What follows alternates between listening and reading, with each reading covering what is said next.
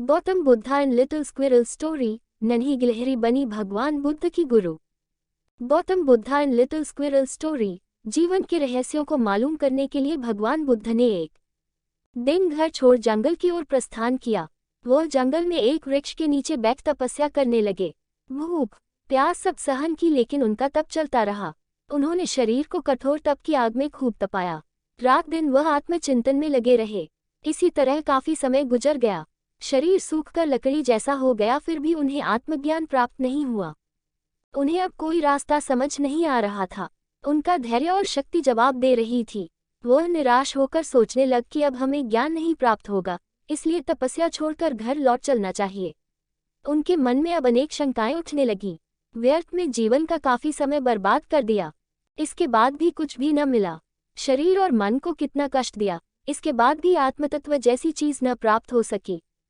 शरीर अत्यंत दुबला और कमजोर हो गया था, इसलिए उनके कदम लड़खड़ा रहे थे। वह चले जा रहे थे कि उन्हें प्यास लगी। देखा रास्ते में कुछ दूरी पर एक स्वच्छ जल की झील है। वह पानी पीने के लिए झील के किनारे पहुंचे तथा थके होने के कारण आराम करने लगे।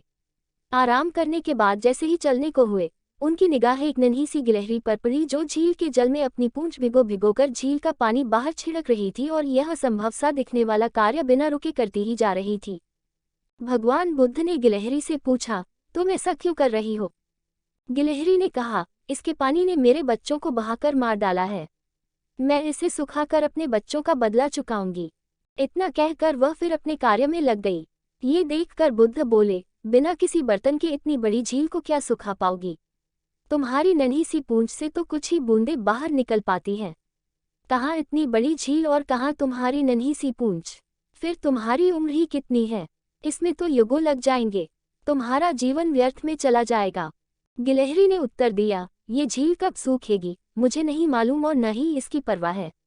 परिश्रम करके अपनी मंजिल की ओर बढ़ते जाना और अंत में विजय प्राप्त करना मेरा लक्ष्य है।